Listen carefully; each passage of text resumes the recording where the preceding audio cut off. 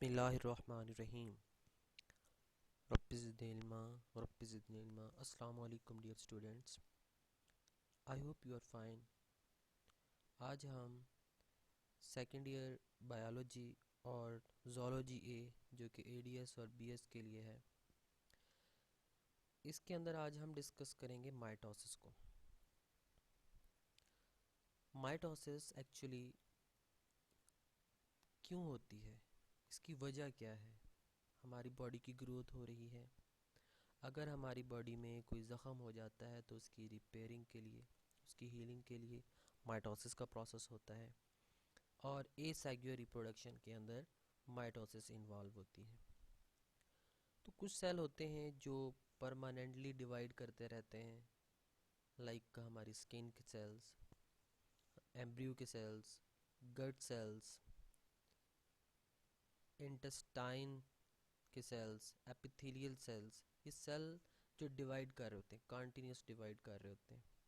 और कुछ सेल जो होते हैं वो कभी डिवाइड करते हैं या फिर बिल्कुल डिवाइड नहीं करते, बहुत कम डिवाइड करते हैं, जैसे ब्रेन सेल्स हो गए, स्पाइनल कॉर्ड सेल्स हो गए, कार्डिक सेल्स हो गए।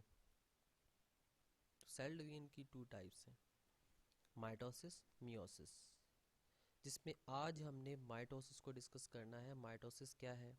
Division of somatic cell. Somatic cells body के सेल्स को कहते हैं, आपकी बॉडी सेल्स को कहते हैं, जिस्म के सेल को कहते हैं, जिसकी वजह से आपकी ग्रोथ होती है। अगर सोमैटिक सेल के अंदर डिवीजन ना हो तो आपकी ग्रोथ नहीं होगी। सेकंड जो टाइप आ जाती है वो मियोसिस है। मियोसिस आपके जर्म सेल्स होते हैं, इसको आप सेक्स सेल भी कहते हैं।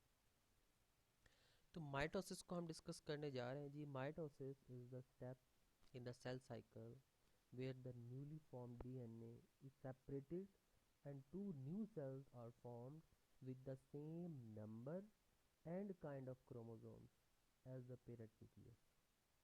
माइटोसिस सेल साइकिल का ऐसा प्रोसेस है जिसमें जब एक नया सेल बनता है तो उसमें जो नंबर ऑफ क्रोमोसोम्स होते हैं वो सेम होते हैं, नंबर ऑफ क्रोमोसोम्स उसके पेरेंट के इक्वल होते हैं। आप ये कह सकते हैं कि आइडेंटिकल कॉपीज होती हैं।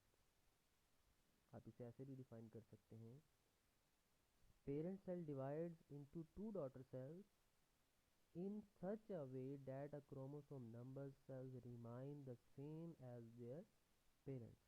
बच्चों में जो क्रोमोसोम्स जाएंगे वो सेम उसके वालदैन की कॉपी होगी, सेम उसके क्या होंगे? कॉपी होगी, वालदैन की कॉपी होगी। आप इसे ऐसे भी डिफाइन कर सकते हैं, it is the type of cell division in which number of chromosome remain constant in a daughter generations is called mitosis. Mitosis की अक्रस कहाँ पे होती है, इसकी डिस्कवरी क्या है? सबसे पहले माइटोसिस को एक साइंटिस्ट थे जिन्होंने डिस्कवर किया, उसका नाम जी वेल्दर फ्लेमिंग। 1882 के अंदर इन्होंने डिस्कवर किया, और इसके बाद इन्होंने प्लांट के अंदर, जो स्ट्रैसबर्गर थे, उन्होंने प्लांट में डिस्कवर किया। एक्चुअली फिर आहिस्ता आहिस्ता इसके ऊपर काम होना स्टार्ट हो गया, और फिर काम होने के रिज़ल्ट में लोगों ने फिर आगे इसके अंदर इम्प्रूवमेंट लेके आए। कुछ साइंटिस्ट थे, उन्होंने कहा कि माइटोसिस जो है वो दो स्टेप के अंदर होती है, लाइक कैरियोकाइनेसिस होता है, देन साइटोकाइनेसिस होती है। कैरियोकाइनेसिस क्या होती है? सबसे पहले न्यूक्लियस डिवाइड करेगा, देन साइटोप्लाज्म डिवाइड करेगा। और ये भी बताया गया कि जो माइटोसिस होती है वो कहाँ पे होगी? बॉडी सेल्स के अंदर होगी, सोमैटिक सेल्स के अंदर होगी। और ये भी बताया गया कि जो मियोसिस 2 होती है वो सिमिलर होती है माइटोसिस के। जो हमने मियोसिस 2 डिस्कस करना है आगे, वो सिमिलर होगी किसके? माइटोसिस के। इसके अंदर कौन कौन सी फेजेस आ जाती हैं? टू फेजेस होती हैं, कैरियोकाइनेसिस एंड साइटोकाइनेसिस। क्यों? इसकी वजह क्या है? सबसे पहले सेल के दरमियान में एक न्यूक्लियस होता है, वो डिवाइड करता है, देन सेल डिवाइड करता है। उसके बाद आप कह सकते हैं सेल डिवीजन हो चुकी है। तो सबसे पहले कैरियोकाइनेसिस का प्रोसेस होगा, देन साइटोकाइनेसिस का प्रोसेस होगा। तो कैरियोकाइनेसिस के अंदर डिवीजन ऑफ न्यूक्लियस होता है, जबकि साइटोकाइनेसिस के अंदर साइटोप्लाज्म की डिवीजन होती है। अब जैसे ही सेल माइटोसिस के प्रोसेस में एंटर होने लगेगा तो उससे पहले उसे एक फेज से गुजरना पड़ेगा। उस फेज को नाम देते हैं इंटरफेज। स्टूडेंट, आपको मालूम है कि इंटरफेज क्यों कहा है? इंटरफेज इस वजह से कहा गया है कि ये प्रिपरेटरी फेज होती है, ये हम पहले डिस्कस कर चुके हैं। इसमें एक सेल खुद को प्रिपेयर कर रहा होता है, मिच्योर कर रहा होता है, ताकि वो डिवाइड करने के काबिल हो जाए। तो इसके अंदर सबसे पहले आती है G1 फेज। अब G1 फेज के अंदर क्या होगा? डीएनए की सिंथेसिस के जो मटेरियल है वो मटेरियल बनना शुरू हो जाएगा। फिर एस फेज आ जाएगी। एस फेज के अंदर डीएनए अब यहाँ पे मुकम्मल बन जाएगा, क्रोमोसोम डबल हो जाएंगे। और G2 फेज के अंदर अब यहाँ पे एक मतलब डिफरेंट ऑर्गेनेलिज, प्रोटीन्स, एंजाइम्स, बहुत सी चीज़ें इसके अंदर बनना शुरू हो जाएंगी। तो इन 3 फेजेस को मतलब जब पास करता है एक सेल, इन 3 फेजेस से गुजरता है तो वो एक मैच्योर सेल बन जाता है, वो एक डिवाइड होने के काबिल होता है। तो यहाँ पे 2 चीज़ें आपने डिस्कस करनी है, एक तो सेंट्रियोल्स को पढ़ना है और सेकंड आपने देखना है कि माइटोटिक अपरेटस क्या होता है। तो सेंट्रियोल्स का इसमें क्या रोल है? स्टूडेंट, द सेंट्रियोल्स एक्चुअली एक ट्रिपलेट, यहाँ पे देखें प्रोटीन के बने हुए ट्यूब लाइक स्ट्रक्चर आपको नज़र आ रहे हैं जो एक सेल के अंदर मौजूद होते हैं। ये सेल डिवीजन में हेल्प करते हैं और सिर्फ ये एनिमल सेल में होंगे। याद रखिएगा, इस बात को आपने याद रखना है कि सेंट्रियोल्स एनिमल सेल के अंदर मौजूद होते हैं जो सेल डिवीजन के लिए हेल्प करते हैं।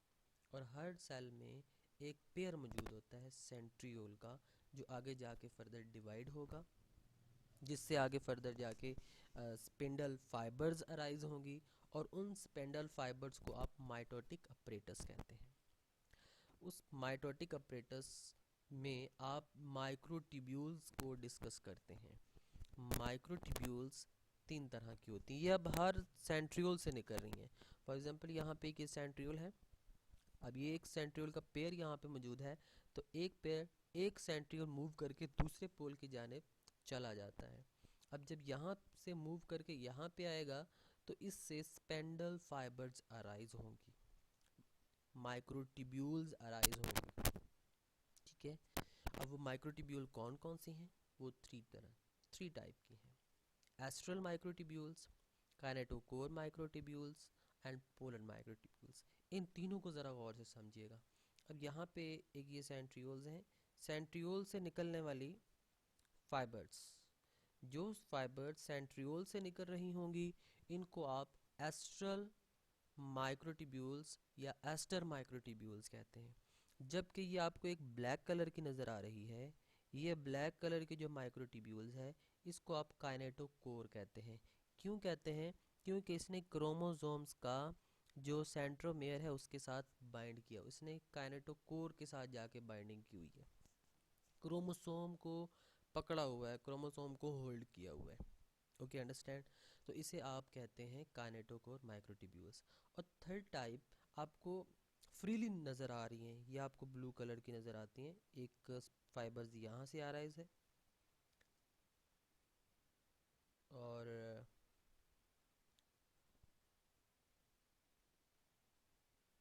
यहाँ पे देखें जी, एक फाइबर आपको ये नज़र आ रहा है, एक फाइबर ये नज़र आ रहा है। तो ये दोनों फाइबर अब फ्रीली हैं, आज़ाद हैं, इसीलिए आप इसको नाम देते हैं पोलर माइक्रोट्यूब्यूल्स। तो इन तीनों को मिला के आप कहते हैं mitotic apparatus. Okay, understand? Okay, next move करते हैं। स्टेजेस कौन कौन सी हो सकती हैं कैरियोकाइनेसिस की? पहले आपने फेजेस पढ़ी हैं, अब हम डिस्कस कर लेते हैं स्टेजेस को। तो 4 स्टेजेस हैं। पहली स्टेज है prophase, metaphase, anaphase and telophase. Prophase के अंदर क्या होता है? प्रोफेज माइटोसिस की सबसे पहली फेज है और मियोसिस के अंदर ये सबसे लॉन्गेस्ट फेज होती है। अब इसमें क्या क्या हो रहा है? इसमें सबसे पहले जो काम होता है, क्रोमोसोम जो है वो विजिबल होना शुरू हो जाता है। मतलब पहले प्रोफेज में सेल साइकिल होने इंटर होने से पहले एक थ्रेड था जिसको आप क्रोमेटिन का नाम देते थे। फिर वो क्रोमेटिन आहिस्ता आहिस्ता विजिबल होना स्टार्ट हो गया है। जैसे ही आपने माइक्रोस्कोप के अंदर देखा सेल को, वो आपको थ्रेड लाइक स्ट्रक्चर नज़र आना शुरू हो गया, थोड़ा सा thick thick thread like structure आपको नज़र आ गया। फिर उसके अंदर अब अब सेकंड पॉइंट क्या होगा यहाँ पे, कि जो उसकी न्यूक्लियर मेम्ब्रेन है वो डिसअपेयर हो जाएगी। सबसे पहले तो क्रोमोसोम आपको नज़र आएंगे, फिर क्या होगा कि जो न्यूक्लियस था उसके बाहर न्यूक्लियर मेम्ब्रेन थी वो डिसअपेयर हो जाएगी, उसका न्यूक्लियोलस डिसअपेयर हो जाएगा। फिर यहाँ पे क्या होगा कि उसके जो सेल के जो दो पोल पोल हैं, दोनों जो किनारे हैं, वहाँ पे सेंट्रियोल्स आ जाएंगे, क्योंकि एक पेयर ऑलरेडी मौजूद होता है एक किनारे पे, वहाँ से मूव करके वो दूसरे किनारे पे एक उसका पार्ट चला जाता है, दोनों मतलब अलग हो जाते हैं, वो पेयर आपस में से क्या हो जाते हैं, अपार्ट फ्रॉम ईच अदर, एक दूसरे से अलहदा हो जाते हैं। The centrioles pair reached at the opposite पोल।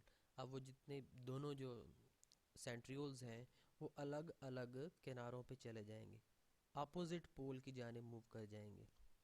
और ये प्रोफेज का समझे कि मतलब आगाज़ है। क्यों? क्योंकि यहाँ से अब निकलनी है स्पेंडल फाइबर्स।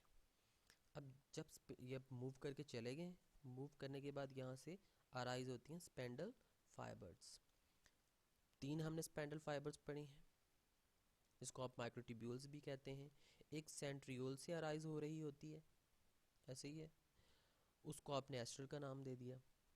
और फिर वो माइक्रोट्यूब्यूल्स जो सेंट्रियोल्स के दरमियान में होती है, मतलब उसने क्रोमोसोम्स को कैप्चर किया होता है, होल्ड किया होता है, काइनेटोकोर हो गई। फिर थर्ड कौन सी होती है, वो जिसने जो अब उसमें फ्रीली मूव कर रही होती हैं, इसको आप क्या नाम देते हैं, पोलर माइक्रोट्यूब्यूल्स। तो ये तीनों माइक्रोट्यूब्यूल्स मिल के क्या कहलाते हैं, माइटोटिक अपरेटस। अब यहाँ पे माइटोटिक अपरेटस क्या हो गया है, अराइज हो गया है। Okay, clear. Mitotic apparatus arise हो गया, जिसकी वजह से आपको ये अब इमेज नज़र आ रही है।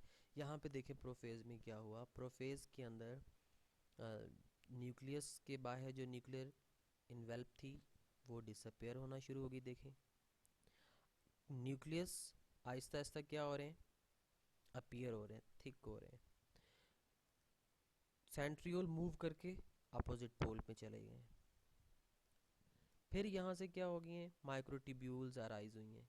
ये माइक्रोट्यूब्यूल्स आपके सामने हैं, यहाँ पे देखें ये एस्टर्न माइक्रोट्यूब्यूल्स, और ये माइक्रोट्यूब्यूल जिसने इसको कवर किया हुआ क्रोमोसोम्स को, ये कौन सी हैं, यस काइनेटोकोर माइक्रोट्यूब्यूल्स। और ये वाली जो कि फ्रीली मूव कर रही हैं, इसे आप क्या नाम देते हैं, पोलर माइक्रोट्यूब्यूल्स। Good, okay. तो इस तरह ये प्रोफेज कंप्लीट हो गया है। फिर अब चलते हैं जी मेटाफेज। अब मेटाफेज में क्या होगा, जस्ट सिंपल है। मेटाफेज में जो क्रोमोसोम्स हैं वो एक इक्वेटोरियल रीजन में आ जाते हैं, मतलब एक दरमियान में आ जाते हैं, एक लाइन में आ जाते हैं, बिल्कुल स्ट्रेट फॉरवर्ड हो जाते हैं।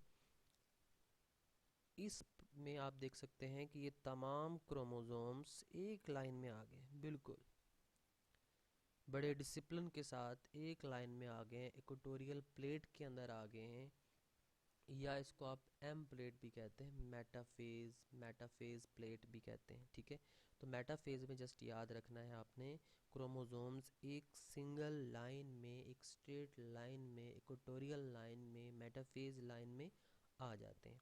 इसके बाद थर्ड स्टेप स्टार्ट हो जाता है। अब ये वाला जो फेज़ है बहुत इंटरेस्टिंग फेज़ होता है। क्यों?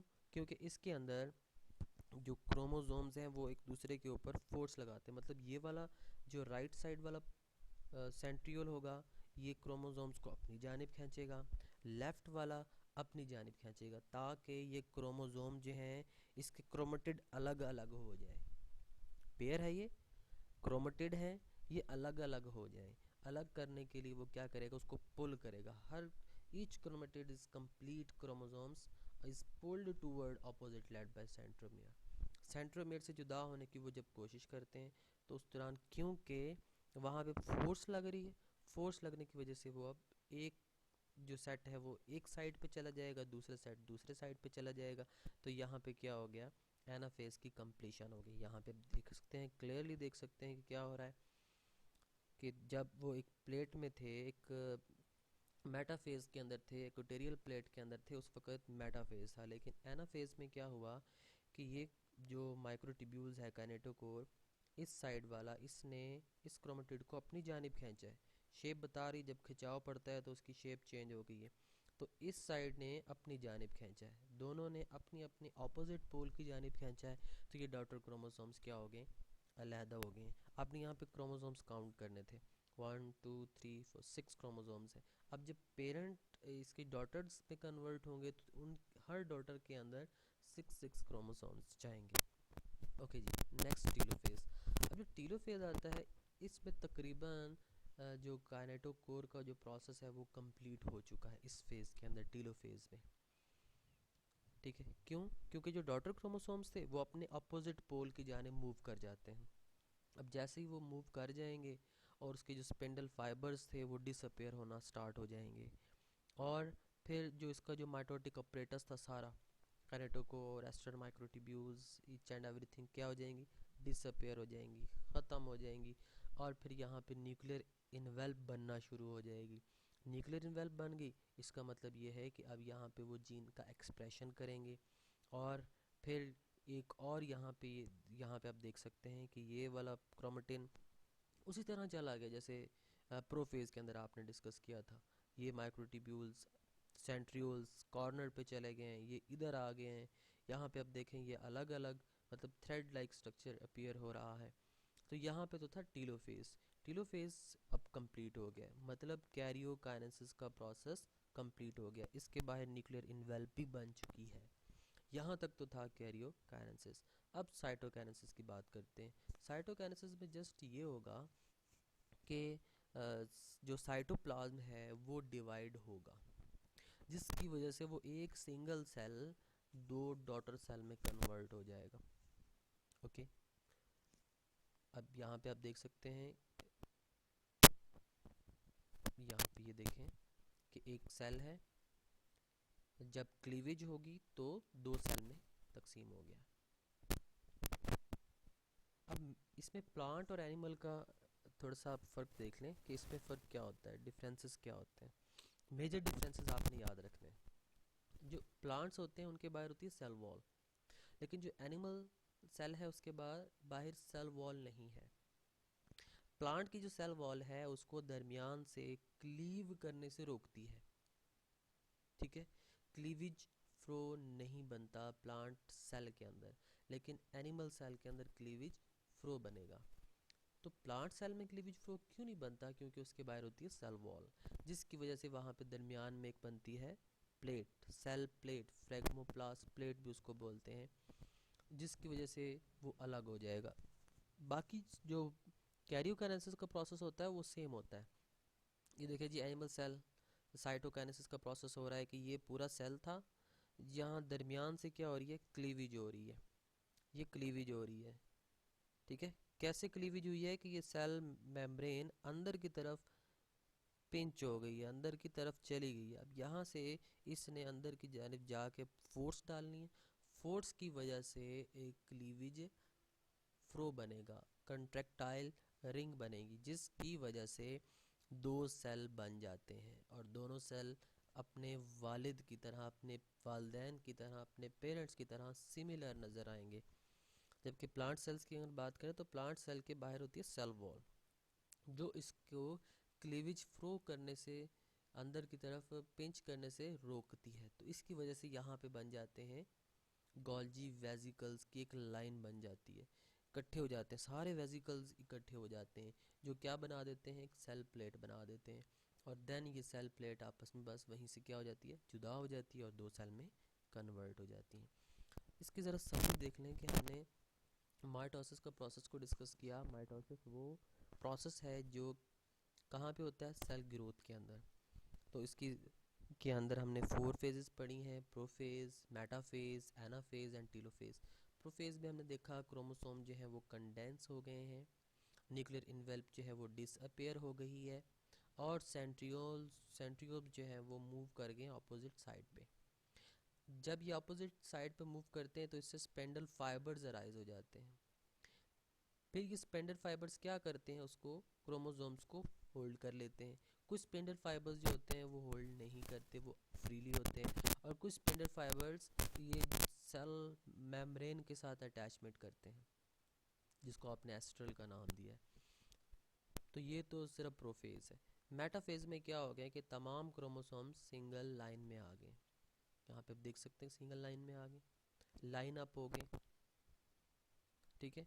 अब क्या होगा कि एनाफेज में, एनाफेज के अंदर ये पुल करते हैं, अपोजिट पोल, ये वाला सेंट्रियोल इस क्रोमेटिड को अपनी जानिब खींचता है, वो वाला अपने जानिब खींचता है, तो ये अपनी जानिब खींचते हैं जिसकी वजह से ये सेपरेट हो जाते हैं, और सेपरेट हो जाते हैं तो तमाम चीज़ें वापस से रिवर्स हो जाती हैं, मतलब न्यूक्लियर मेम्ब्रेन बन जाती है, सेंट्रियोल साइड पे मूव कर जाते हैं, न्यूक्लियाई जो है वो इसके अंदर डेवलप होना शुरू हो जाती है, ये टीलोफेज है। फिर साइटोकाइनेसिस आ जाती है कि सेल जो है वो दरमियान से क्लीव होती हैं और दो सेल बना देते हैं।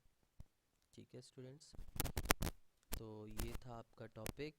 उम्मीद है आपको समझ आ गया होगा अच्छे से। अगर इससे रिलेटेड कोई क्वेश्चन हो तो आप पूछ सकते हैं। ओके, अपना ख्याल रखिएगा। फ़ी अमानिल्लाह।